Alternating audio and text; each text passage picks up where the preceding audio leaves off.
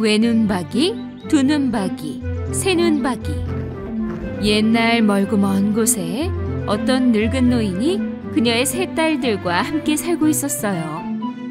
첫째 딸은 눈이 하나뿐이었고 둘째 딸은 눈이 3개나 있었고 오직 막내딸만 2개였답니다.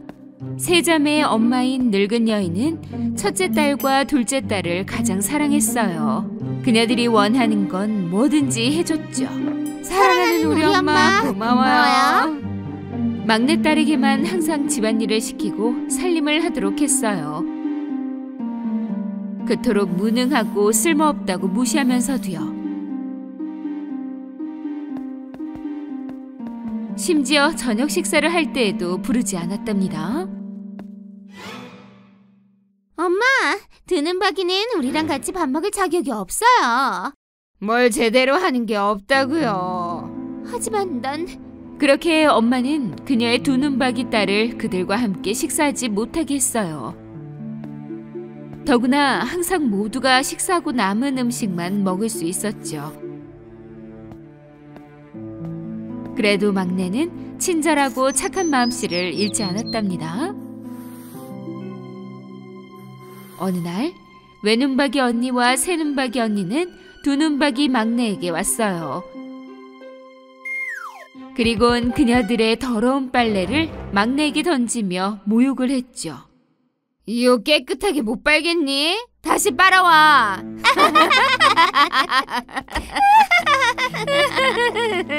두눈박이 막내는 집을 나오며 울었어요. 또다시 빨래를 하려고 강으로 갔어요. 언니들은 왜 나한테 이렇게 대하지? 내가 뭘 잘못했다고. 두눈박이 막내가 울고 있던 바로 그때 갑자기 요정이 그녀 앞에 나타나는 게 아니겠어요? 요정은 빛나는 옷으로 두눈박이 막내를 놀래켰지만 하지만 얼굴은 가린 채였답니다. 두눈박이 소녀야, 왜 울고 있는 거니? 저 집에서 막내인데요. 엄마와 언니들이 저더러 쓸모없다고 하면서 저를 싫어해요. 그러면서 밥도 먹고 남은 찌꺼기만 주고요. 슬퍼하지 말거라, 아름다운 소녀요. 이것 봐, 너에게 줄 선물이 있어. 이건 마술 지팡이인데 소원을 빌고 지팡이를 3번 흔들면 이루어질 거란다. 3번이야. 두눈박이 막내가 소원을 비니 저녁 식사가 준비되는 게 아니겠어요? 아주 맛있는 음식으로 가득했답니다. 이 요리들 좀 봐. 모두 따뜻하고 신선해. 감사해요. 두눈박이 막내는 며칠 동안 배가 고팠어요. 그래서 허겁지겁 음식을 먹기 시작했죠. 식사를 다 하면 지팡이를 2번 휘두르렴. 아름다운 두눈박이 소녀여, 기억해. 딱 2번이야. 요정은 얼굴을 가린 채 그대로 사라졌어요. 두눈박이 소녀가 식사를 마치고 마법 지팡이를 2번 흔들었더니 테이블이 사라졌어요. 이제야 배가 불러. 너무 행복하다. 하지만 이 마법 지팡이를 언니들과 엄마가 못 보게 숨겨야 할 텐데 안 그럼 날 괴롭힐 거야. 두눈박이 소녀는 지팡이를 지팡이로 사용해서 집으로 돌아왔어요. 식탁에는 남은 음식들이 있었지만 소녀는 이미 배가 불러 먹지 않았어요. 두눈박이 소녀는 지팡이를 디디면서 매일같이 밖으로 나갔죠. 그녀는 물가에 가서 지팡이를 흔들고는 배가 부를 때까지 원하는 만큼 먹었답니다. 하지만 어느 날 집에 돌아온 그녀를 보자 외눈박이 언니와 새눈박이 언니는 뭔가 달라졌다는 걸 알아챘어요. 쟤는 왜 외출하고 돌아올 때마다 웃는 거지? 이상해. 더구나 요즘엔 남은 음식도 먹지 않고 말이야.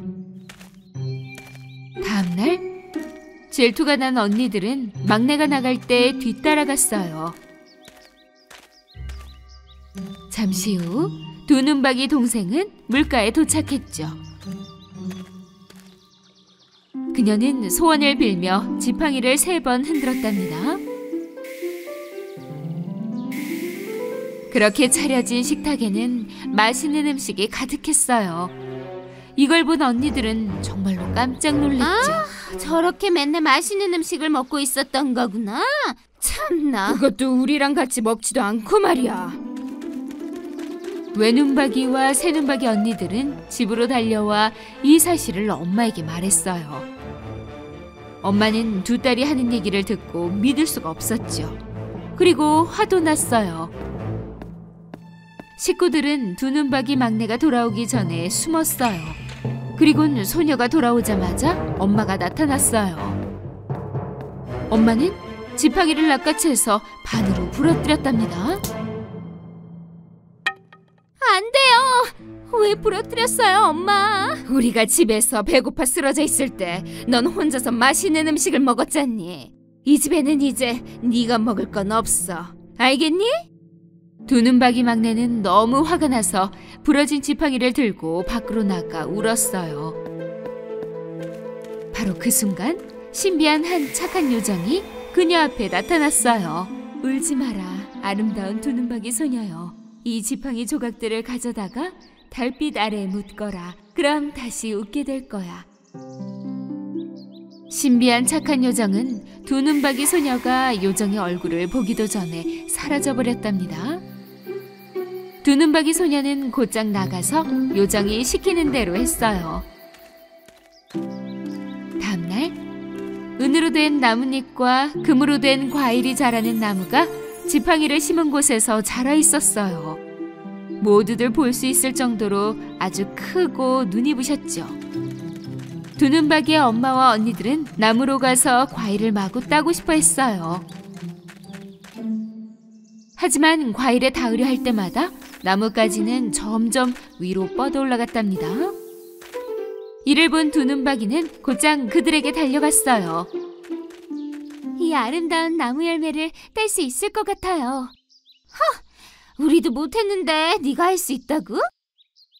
두눈박이 소녀는 팔을 나무 쪽으로 뻗었어요. 과일을 줘서 나를 기쁘게 해줘. 반짝이는 나무여. 예쁜 주문을 외치자 그 나무가 소녀가 쉽게 과일을 딸 수 있도록 가지를 구부려 주는 게 아니겠어요? 두눈박이 소녀는 과일을 따서 엄마와 언니들에게 주고 싶었지만 그들은 질투심에 불타올랐어요. 나에게 과일을 줘서 기쁘게 해주렴. 이 반짝이는 나무야. 나에게 과일을 줘서 기쁘게 해줘. 반짝이는 나무야. 빨리! 하지만 그 나무는 외눈박이와 새눈박이 자매에게는 꿈쩍도 하지 않았죠. 왜 두눈박이 막내 주문에만 반응하는 거지? 뭐야? 바로 그 순간 아주 잘생긴 기사님이 말을 타고 질주하여 그들에게 다가왔어요. 여기서 나가, 두눈박이. 너는 덤불 속으로 숨으라고. 네 이기심으로 우릴 망신 주지 말고. 불쌍한 두눈박이는 땅 과일들을 안고 정말로 덤불 속으로 숨어 들어갔어요. 기사가 은으로 된 나뭇잎과 금으로 된 과일나무 쪽으로 오더니 놀라워하며 쳐다봤어요. 와, 나무 주인이 내게 이 나무에 멋진 은가지를 준다면 나는 세상에서 가장 행복한 사람으로 만들어줄 텐데. 실례지만 우리가 주인이랍니다. 은가지를 드릴 수도 있어요. 외눈박이와 새눈박이 자매는 과일을 따려고 점프하고 또 점프했어요.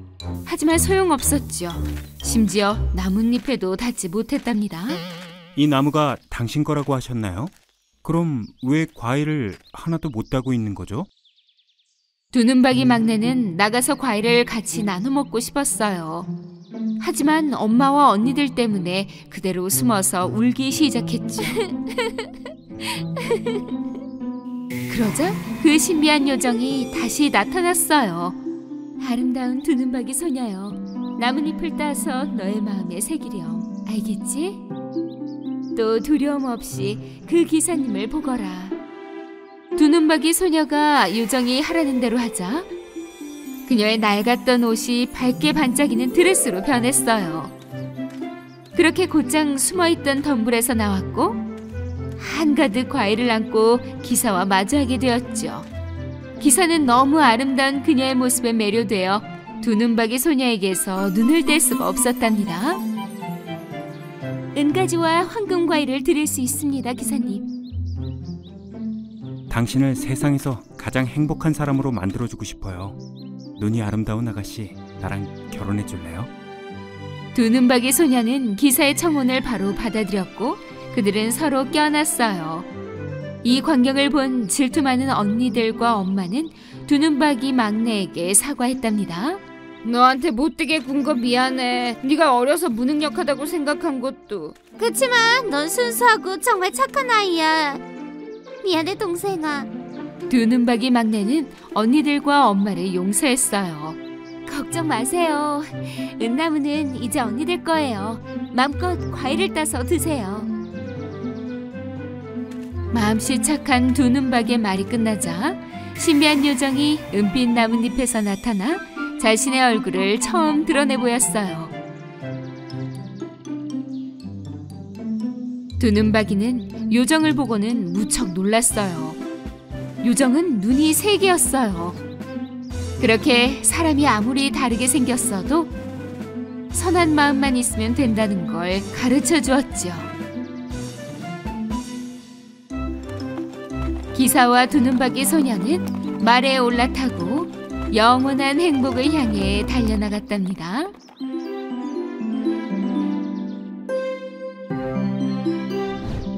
항상 미소를 띤 얼굴의 금발소녀 폴리안나 때문에 주변은 항상 즐거움이 넘쳤어요. 하지만 그녀는 사실 아주 어렸을 때 부모를 잃고 혼자 남겨졌죠. 그래서 얼마 동안은 고아원에서 머물러야 했어요. 시간이 흐르고 돈 많은 그녀의 이모가 그녀를 돌보겠다고 찾아왔어요. 이모는 폴리안나를 위해 아주 작은 다락방을 준비했죠. 하녀는 그녀가 와서 무척 기뻐했어요. 이 어린 아가씨 손님이 우리 폴리 아가씨를 좀 즐겁게 해줬으면 좋겠단 말이야. 이모 집에 도착한 폴리안나는 기쁜 마음에 울면서 이모를 껴안았어요. 하지만 이모는 마냥 행복해하지만은 않았죠. 이모는 폴리안나에게 방을 보여주려고 데리고 갔어요. 엄청나게 커다랗고 멋진 집을 둘러본 폴리안나는 무척 놀라워했어요. 그녀의 이모는 다락방을 보여주었어요. 여기가 네 방이고 저녁 시간은 6시니 잊지 마렴, 폴리안나. 폴리안나는 그녀의 방이 마음에 들었어요. 집안의 다른 방들을 구경해봤지만 왜 하필 그녀에게 다락방을 주었을까라며 불만을 갖지도 않았답니다. 폴리 이모가 말한 6시, 저녁 시간이 되었지만 폴리안나는 식사하러 오지 않았어요. 폴리안나는 어디 있죠? 제가 지금 가서 데리고 올까요, 폴리 아가씨? 아니요.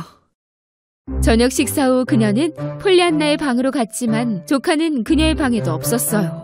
그녀는 즉시 정원으로 나가서 정원사에게 폴리안나를 잃어버렸다고 말했어요. 그러자 정원사는 저 너머 언덕을 가리켰고 정말로 폴리안나는 거기에 있었어요. 서둘러 낸시는 폴리안나에게 달려갔고 그들은 바로 집으로 돌아왔죠. 폴리안나는 무슨 일이 있어도 항상 긍정적인 모습을 보이려고 노력했어요. 이런 폴리안나가 신기했던 하녀 낸시는 그녀에게 도대체 무슨 비밀이 있는 건지 물어봤죠. 기뻐하기 게임이에요. 아빠가 말씀해 주셨는데요. 제가 어렸을 때 정말 도움을 많이 주셨던 여자분이 목발을 보내셨대요. 그분이 말하기를 그 목발을 보면서 우리는 그걸 사용하지 않으며 감사할 수 있고 기뻐할 수 있다고 했어요. 그날 이후로 아빠와 저는 언제나 그날을 떠올리며 행복해야 할 많은 이유들을 찾기 시작했어요. 그날 밤 방 안에 있던 폴리안나는 침대에서 울고 있었어요.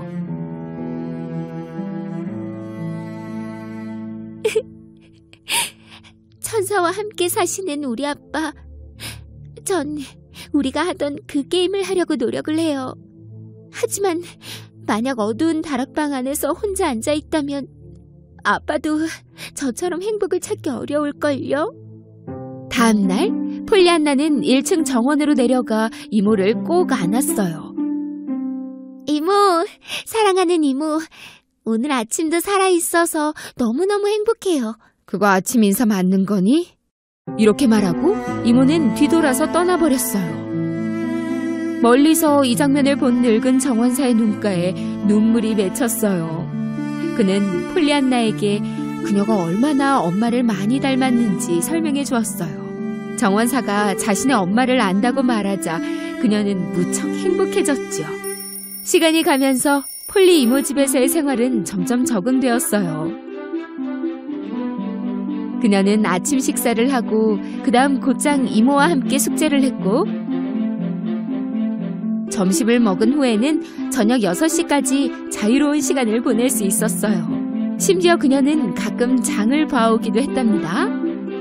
어느 날 시내에 간 소녀는 긴 원통 모양의 모자를 쓰고 까만 롱코트를 입은 한 남자를 봤어요.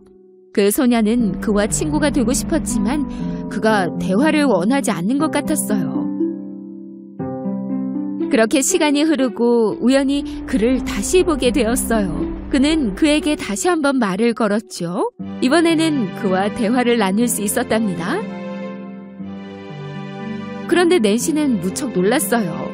왜냐하면 그는 커다란 저택에 혼자 살면서 그 누구와도 말을 하지 않는 부자 미스터 펜들턴이었기 때문이었죠. 다음 날 폴리안나는 집으로 몸이 약한 개 한 마리를 데려왔어요. 폴리 이모는 아무 말도 하지 않았죠. 하지만 그 다음 날 그녀는 한 소년을 데려왔어요. 그러자 폴리 이모는 그녀에게 이렇게 말했어요. 이제 그만하렴 폴리안나. 네가 한 일 중에 오늘이 정말로 최악이구나. 길고양이와 개들을 데려오는 것도 모자라 하다 이젠 거지를 데려왔구나. 내 집으로 말이야. 전 거지가 아니라고요. 그렇게 말하고 소녀는 집을 뛰쳐나가 버렸어요. 하지만 길에서 이 소년을 구하고 싶은 소녀의 마음은 변하지 않았죠. 9월이 되자 폴리안나는 학교를 다니기 시작했어요. 그녀는 금세 학교가 좋아졌어요. 어느 날 롱코트의 남자 펜들턴 씨가 폴리안나에게 떠나지 말고 혹시 같이 사는 게 어떻겠냐고 물었어요. 물론 폴리안나에겐 어려운 결정이죠. 펜들턴은 폴리안나에게 모든 것을 설명하기 시작했어요. 내가 어렸을 때 난 네 엄마와 사랑에 빠졌단다. 정말 그녀를 사랑했었지. 하지만 네 엄마는 날 사랑한 적이 없었고 곧 그녀는 너의 아버지와 결혼해. 그들은 이 도시를 떠났단다. 그날 이후로 그는 항상 화난 듯한 표정이 되어버렸고 언제나 우울해 보였던 거죠. 하지만 엄마를 쏙 빼닮은 밝고 긍정적인 폴리안나를 보자 혼자만의 세상에서 우울 속에 빠져있던 그는 이제 세상을 긍정적으로 볼 수 있게 되었어요. 이제 그는 폴리안나가 옆에 있어 살 이유를 찾게 되었답니다. 내 곁에 있어주렴. 그럼 우린 행복할 거야. 너는 나를 아버지처럼 여기고 난 널 딸처럼 여길 거란다. 하지만 그녀의 이모에게는 말하지 못했어요. 이모는 폴리안나를 너무 사랑했으니까요. 그리고 이모를 홀로 두고 가고 싶지도 않았어요. 미스터 펜들턴에게 어떻게 말해야 할지 고민하다가 좋은 방법을 생각해냈어요. 그녀는 펜들턴 씨에게 이모가 거부했던 지미를 데려가 달라고 부탁했어요. 그럼 지미와 펜들턴 씨 둘 다에게 행복한 일을 뿐더러 자신도 더 자주 방문할 수 있겠다고 생각한 거죠. 펜들턴 씨는 소녀에게 다음 주에 지미와 함께 오라고 얘기했어요. 하지만 얼마 뒤 폴리안나가 갑작스러운 사고를 당하고 말았어요. 폴리안나가 차에 치였어요. 병원에서 눈을 떴을 때 그녀는 살아있음에 감사했어요. 그녀는 이모가 자신을 떠나면 어쩌나 걱정했어요. 그리고 언제까지나 행복하게 이모라고 부르고 싶다고 생각했지요. 며칠 뒤 폴리안나는 병원에서 퇴원했지만 안타깝게도 다리는 쓸 수 없었어요. 펜들턴 씨는 폴리안나에게 병문안을 가서 이모에게 폴리안나가 그동안 자신에게 어떤 제안을 했는지 또 같이 살고 싶다는 자신의 제안을 거절한 것도 얘기해 주었어요. 폴리안나에 대한 이야기를 듣고 이모는 더욱더 그녀를 사랑하게 됐어요. 고양이와 개도 조카 방에 들어가는 것을 허락해 주었죠. 어느 날 그들이 기다리던 도시의 의사가 일주일 늦게 도착했어요. 폴리안나의 건강을 체크하고는 안 좋은 소식을 전했죠. 불행하게도 저 어린 소녀는 이제 걸을 수 없을 겁니다. 어머나. 이것을 들은 폴리 이모는 울다가 급기야 기절을 하고 말았어요. 이모의 목소리를 들은 폴리안나는 울기 시작했어요. 모두가 기다리던 날이 슬픈 날이 되어버렸죠. 사람들은 모두 슬퍼서 눈물을 흘렸어요. 그러나 폴리안나는 모두에게 기뻐하기 게임을 하자고 얘기했어요. 그래서 펜들턴 씨는 그녀를 기쁘게 하기 위해 지미를 입양했다고 말하자 폴리안나는 너무너무 기뻐하며 어쩔 줄 몰라 했어요. 폴리 이모는 자신만 그 기뻐하기 게임을 몰랐다는 것을 믿을 수가 없었어요. 낸시가 그 게임에 대해 설명하자 그녀는 단번에 이해했죠. 그리고 곧장 폴리안나에게 달려가서 이렇게 말했어요. 기뻐하기 게임, 지금부터 우리 모두가 그 게임을 같이 하자꾸나. 오예! 제가 들은 소식 중에 최고예요, 이모. 한편 펜들턴 씨의 의사는 폴리안나를 만나고 싶어 했어요. 하지만 한 가지 문제가 있었죠. 오래전에 폴리 이모와 언쟁이 있었던 그 의사는 15년 동안 발기를 끊어왔었어요. 하지만 결국 그 둘은 잘 풀려서 폴리안나를 도시에 있는 병원으로 데려갈 수 있었어요. 펜들턴의 의사는 폴리안나의 상태를 보더니 희망이 있다고 말해주었어요. 몇 년이 흐르고 폴리 이모는 폴리안나에게서 온 편지를 받았어요. 사랑하는 폴리 이모, 오늘 정말 좋은 소식이 있어요. 이제 몸이 많이 좋아져서 치료가 끝날 것 같대요. 조금씩 걸을 수 있어서 의사 선생님께서도 곧 퇴원해도 좋다고 했어요. 얼마나 행복한지 몰라요. 모든 게 다 감사한걸요. 사실은 잠깐이었지만 다리가 아팠던 것도 다 감사해요. 이런 일이 없었다면 이렇게 감사하며 살 수는 없을 것 같아요.